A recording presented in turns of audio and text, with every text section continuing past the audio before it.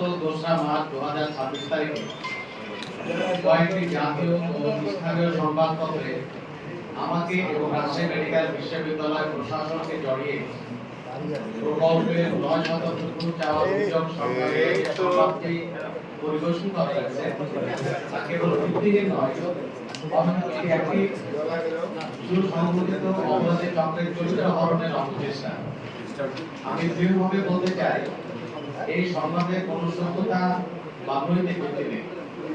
আপনারা যদি সংবাদটি গভীরভাবে পর্যবেক্ষণ করেন তবে দেখবেন অভিযোগকারী প্রতিষ্ঠান হিসাবে জেনিথ কর্পোরেশন এবং তাবাসসুম এন্টারপ্রাইজ এর নাম উল্লেখ করা হয়েছে। কিন্তু বড় বিষয়গুলো এই দুটি প্রতিষ্ঠান উদ্যোগী রাজশাহী মেডিকেল বিশ্ববিদ্যালয়ের কোনো প্রকল্পের দরপত্র বা টেন্ডার প্রক্রিয়ায় অংশগ্রহণই করেনি। যেখানে কোনো প্রতিষ্ঠান টেন্ডারে অংশগ্রহণই করেনি, সেখানে তাদের কাছে ঘুষ চাওয়ার গল্পটি যে কতটা সাজানো এবং হাস্যকর তা বিবেকবান যে কেউ সহজেই অনুমান করতে পারবেন। মূলত এই প্রচারের নেপথ্যে রয়েছে টেন্ডার প্রক্রিয়ায় অবৈধ হস্তক্ষেপ করতে না পারার ক্ষোভ। এই ষড়যন্ত্রের মূল হোতা জেনিথ কর্পোরেশনের মালিক আতাউর রহমান টিটু। তিনি দীর্ঘদিন ধরে আমাকে এবং বিশ্ববিদ্যালয়ের প্রশাসনকে অনৈতিক এবং বেআইনিভাবে চাপ প্রয়োগ করে আসছিলেন। তিনি চেয়েছিলেন টেন্ডার ডাটা শিট তার দেওয়া শর্ত অনুযায়ী সাজাতে হবে, যা সরাসরি পিপিআর বা সরকারি ক্রয় বিধিমালার পরিপন্থী। পিপিআর বিধিমালা অনুযায়ী বড় প্রকল্পের ক্ষেত্রে স্পেসিফিক এক্সপেরিয়েন্স প্রাকলিত মূল্যে 50% থেকে 80% রাখার নিয়ম থাকলেও তিনি তা কমিয়ে 50%-এর নিচে রাখার জন্য আমাদের উপর চাপ সৃষ্টি করেন। যখনই আমি এবং আমার প্রশাসন নিয়ম বহির্ভূত এই আবদার প্রত্যাখ্যান করেছি, তখনই তিনি আক্রমণাত্মক হয়ে ওঠেন।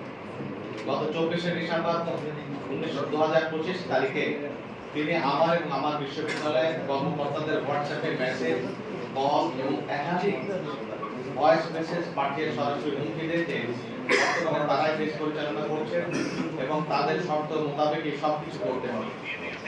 এই উদ্যোগ কেবল আমার প্রতি নয়, বরং দেশের বিদ্যমান প্রশাসনিক কাঠামোর প্রতি চরম অবজ্ঞা। হয়রানির মাত্রা এখানে সীমাবদ্ধ থাকেনি। আতাউর রহমান টিটু এবং তার সহযোগীরা আমাকে সহ বিশ্ববিদ্যালয়ের পরিকল্পনা ও উন্নয়ন পরিচালক, সেকশন অফিসার এবং প্রশাসনিক কর্মকর্তাদের নিয়মিতভাবে ভয়ভীতি দেখে আসছেন।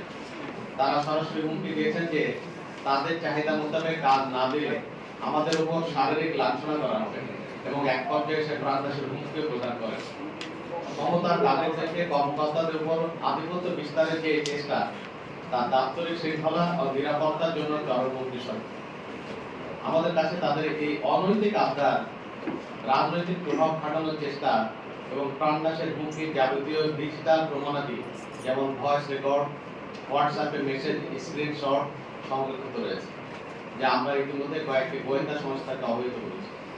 এরই ধারাবাহিকতায় জামাল কম নামক আরেকটি প্রতিষ্ঠান একই উদ্দেশ্যে স্পেসিফিকেশন এক্সপেরিয়েন্স কমানোর জন্য বিশ্ববিদ্যালয় এবং মন্ত্রণালয় তাদের অভিযোগপত্র দাখিল করেছিলেন।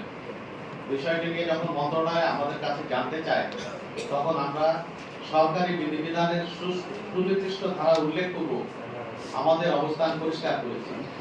স্বাস্থ্য মন্ত্রণালয় আমাদের কারিগরি ব্যাখ্যা ও স্বচ্ছতা পর্যবেক্ষণ করে সন্তুষ্টি প্রকাশ করে এবং চলমান টেন্ডার প্রক্রিয়া চলমান রাখার নির্দেশনা প্রদান করে। অর্থাৎ এই কুচক্রী মহলটি প্রতিটি স্তরে বাধা দেওয়ার চেষ্টা করে যখন সফল হতে পারেনি, তখনই তারা সংবাদ মাধ্যমকে ব্যবহার করে আমার ব্যক্তিগত এবং পেশাগত সম্মান নষ্ট করার পথ বেছে নিয়েছে। তাদের মূল লক্ষ্য হচ্ছে মিথ্যা ও বিভ্রান্তিকর তথ্য ছড়িয়ে আমাকে পছন্দের পথ থেকে সরিয়ে দেওয়া, যেন তাদের পছন্দের ব্যক্তিকে এই পদে বসাতে পারে এবং নিজেদের ঠিকাদারকে অবৈধভাবে কাজ পাইয়ে দিতে পারে। আমি আপনাদের মাধ্যমে দেশবাসীকে আশ্বস্ত করতে চাই, রাজশাহী মেডিকেল বিশ্ববিদ্যালয়ের প্রশাসন একটি মেগা প্রকল্প স্বচ্ছতা ও জবাবদিহিতার সাথে বাস্তবায়নের নিরলস কাজ করে যাচ্ছে। কোনো স্বার্থান্বেষী মহলের সাজানো গল্প বা হুমকিতে আমরা বিভ্রান্ত হব না এবং নীতির প্রশ্নে আপোষ করব না। আমরা এই অপপ্রচারের বিরুদ্ধে এবং কর্মকর্তাদের জীবন নাশের হুমকির প্রেক্ষিতে আইনগত ব্যবস্থা গ্রহণেরও চিন্তা করছি। আপনাদের কাছে আমার বিনীত অনুরোধ, সত্য গোপন করে বা যাচাই না করে প্রকাশিত কোনো সংবাদ যেন জনমনে বিভ্রান্তি তৈরি না করে সে বিষয়ে আপনারা সচেষ্ট থাকবেন। আমরা দুর্নীতির বিরুদ্ধে শতভাগ অবস্থান বজায় রেখে আমাদের এই বাংলার বিশ্ববিদ্যালয়কে একটি বিশ্বমানের প্রতিষ্ঠানে রূপান্তর করতে প্রতিশ্রুতিবদ্ধ।